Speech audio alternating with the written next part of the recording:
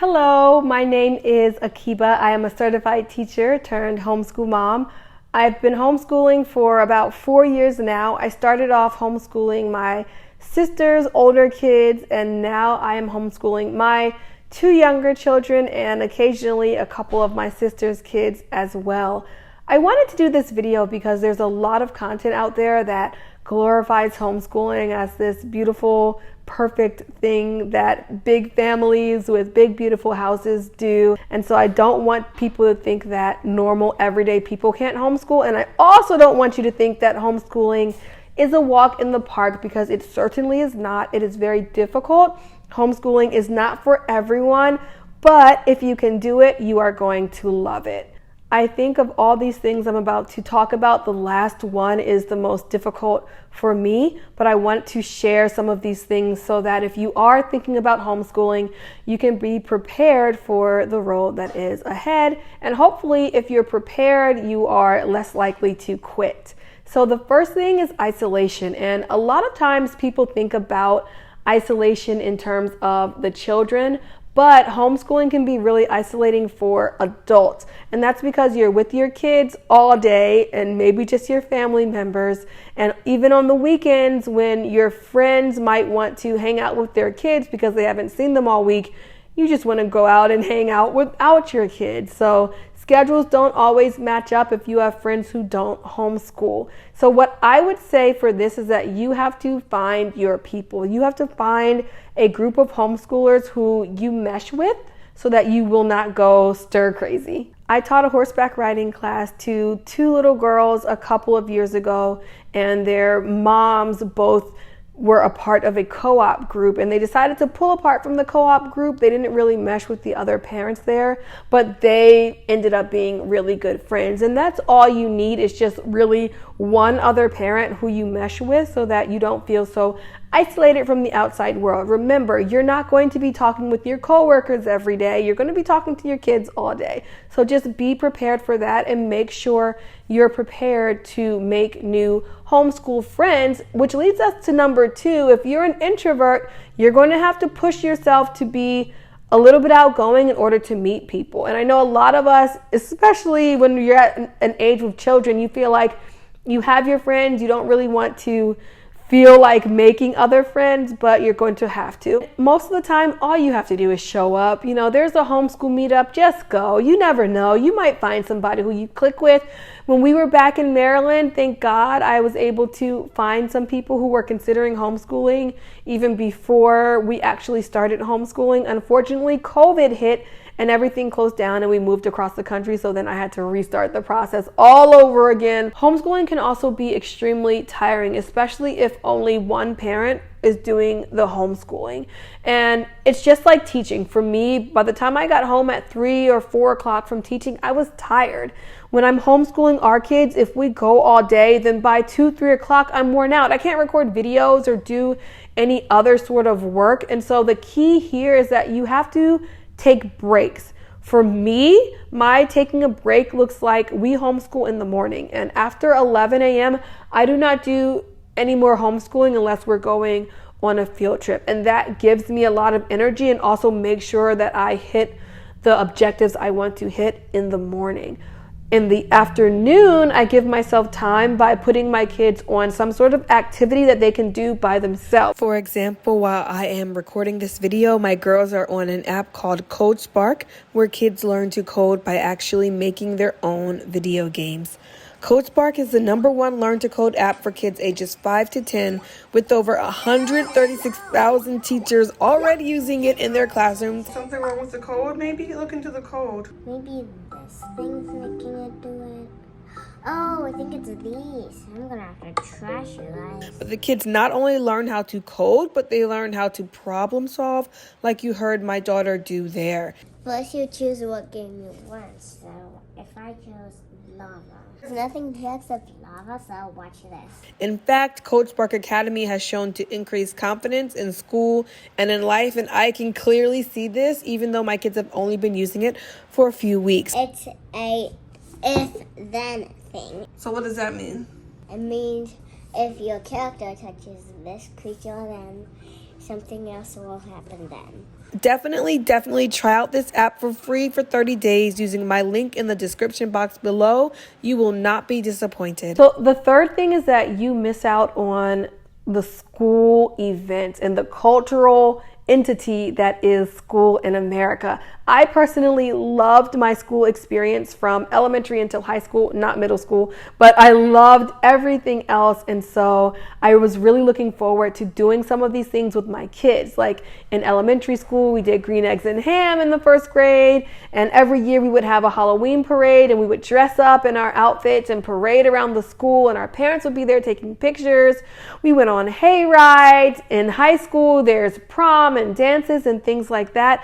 And so it really hurts and hits you like, oh no, my kids are not going to have that experience, and that can really suck. But you have to remember that there are groups of homeschoolers who band together so that we have those experiences. Not everyone has that school experience.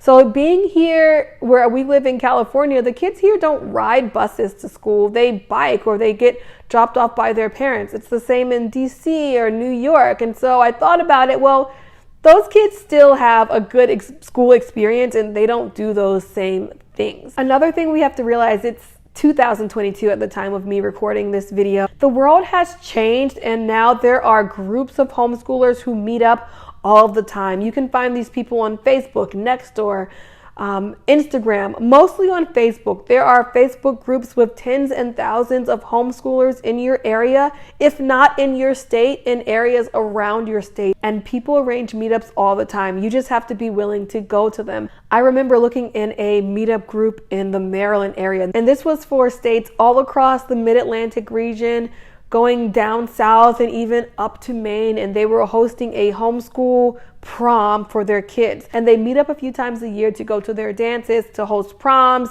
They have graduations. It's a whole big thing. But you've got to just let go of the idea like, okay, we're not going to have that traditional experience, but we're going to have an experience that is just as fun. Also, on the lighter side, your house is going to be messy. There is no way around that. Either like some point of the day or the whole day, your house will be a mess because your kids are home all day. And unless you're really militant with them and like cleaning up after them right away, it's going to be messy. When you send your kids to school, they leave in the morning and they come back in the evening and your house is exactly how you left it. Not so when you homeschool. If you do not want your house to be messy, I would suggest taking your kids out of the house to homeschool. So when I know we're going to have a full house, I'll say, okay, our homeschool meetup today is in the library or at a cafe or somewhere else besides my home that I want to keep clean. The next thing that I was totally surprised at is the fact that your kids can actually become more sick than if they were in public school or private school. Because if they're in school, they're interacting with kids, they're getting the germs, every day, they're building up immunity. But when they're in their own little niche or pod at home, they don't have that immunity built up. Now, I'm not sure if that's true with a lot of other kids, but that's what my family has experienced and a couple other families I know. So you guys can let me know if that's true for you. I'm sure a lot of people noticed after COVID that the first time your kids went back to school and even got a cold, it was like a really bad cold, right? So that's kind of similar with homeschooling. So what I do to combat this is I just let my kids play at the park, play around other kids, go to museums, etc. I don't do that now because of COVID, but maybe in some time, in a couple of years, that's something that you're going to have to consider. All right, now we're going to get down to the serious side because the last few are a bit more serious. The first is that you're going to have to be prepared to continuously defend your decision to homeschool to your family and friends and strangers. And if you are not someone who takes criticism well or who does not like people challenging you, then you're going to have to become that type of person. And the key thing here is not only are you going to have to take their criticism and know how to respond to it, you're going to have to do it in such a way so that you don't lose family members and friends. Like, you don't know how many Facebook groups I've seen where people are saying, my mother-in-law does not like the fact that we're homeschooling, so blah, blah, blah, blah. I'm not going to let the kids see her because she's always doing this and that.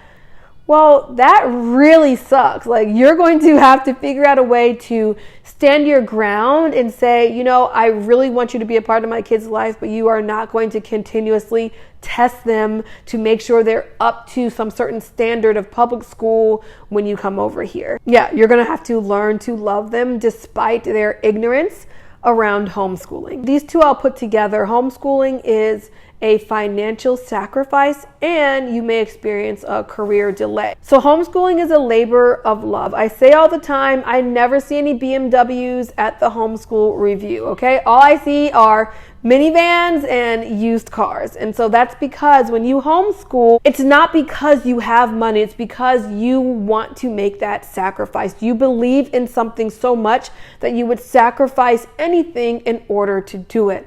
And so for me, what does that look like? Well, the first year I homeschooled on a salary of about $36,000.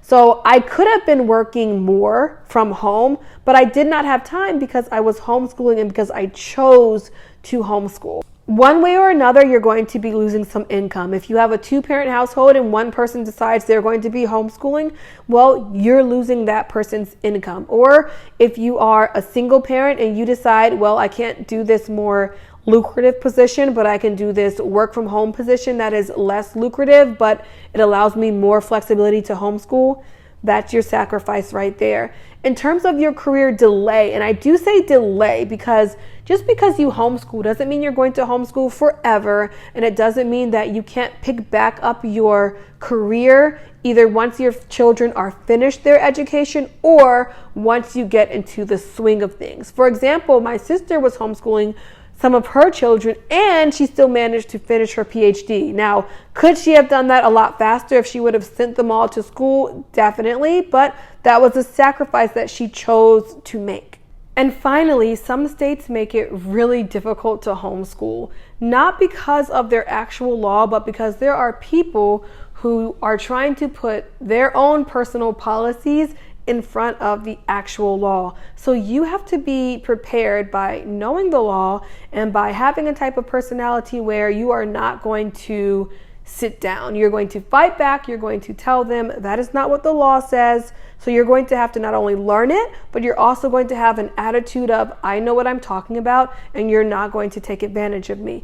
Now, if you're not that type of person, that is okay, because there are homeschooling advocacy groups who will step in and do it for you for a small fee, but the fee is actually well worth it. For example, recently there was a family in New York who was told that they could not administer the tests that were required for children to homeschool at that grade level in New York. Now, that is not what the law says. The law says that the parent can administer the test, but the people in whatever county this was were trying to go for a power grab, saying that the parent was not qualified. Luckily, they were a member of this homeschooling advocacy group. They called them up and they were able to help them. But you're going to have to be prepared for that. And honestly, I think that is the suckiest part, is that there are people who are trying to make homeschooling a lot more difficult than it really needs to be. So that's it. I hope that this video has been helpful for you. If it has, please give it a like. And if you're not subscribed,